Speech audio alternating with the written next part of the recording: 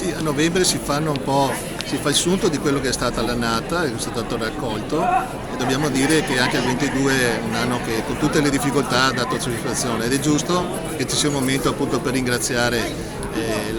la terra, il territorio e il Signore di quello che ci ha donato, ed è naturalmente tutti i nostri associati che a grande impegno, con grande lavoro, grande dedizione hanno portato avanti e hanno chiuso un'annata come quella del 2022. È un momento di grande festa oggi, perché è una giornata dedicata appunto alle famiglie della Coldiretti. Oggi con la presenza del Vescovo Pizzotto ci dà anche un'ulteriore spinta e entusiasmo per continuare il nostro percorso. No, non è stato un anno facile, però devo dire che ci sono stati altri settori che forse hanno patito ancora di più, sia il tema della pandemia prima che poi anche il settore diciamo, legato alla crisi della guerra in Ucraina. Ecco, questo sta penalizzando in particolare l'agricoltura col tema dei costi energetici, ma non solo, perché questo è abbastanza comune, ma soprattutto il reperimento delle materie prime, penso anche al mondo degli allevamenti in particolare. Però giustamente dobbiamo ricordarci, come giustamente ci rammentava prima il Vescovo, almeno una volta all'anno di ringraziare questi doni. Insomma,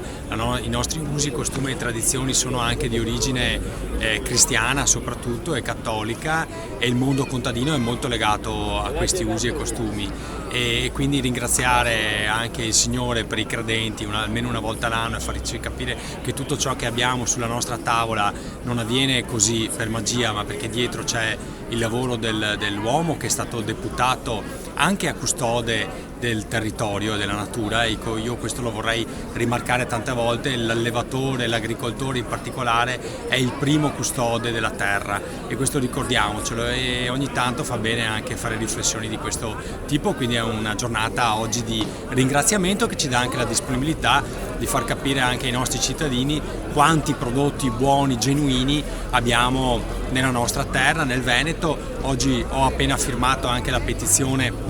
legata al tema del cibo sintetico. Noi siamo contro questa modalità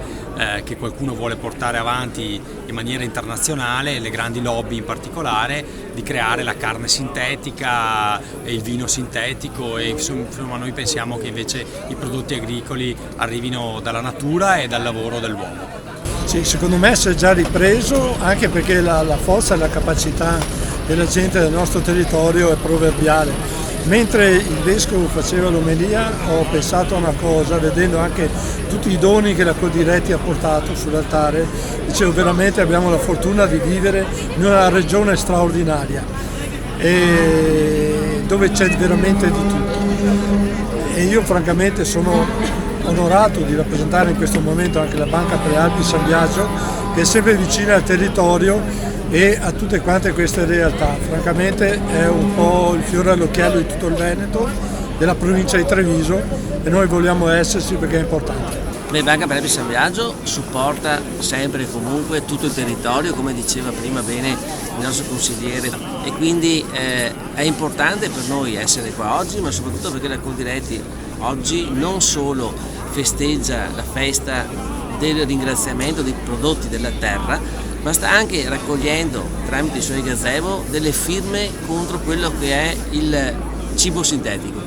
Ci sono ormai multinazionali e ci sono anche direttive, forse anche a livello europeo, che stanno premendo perché venga sintetizzato il cibo. È chiaro che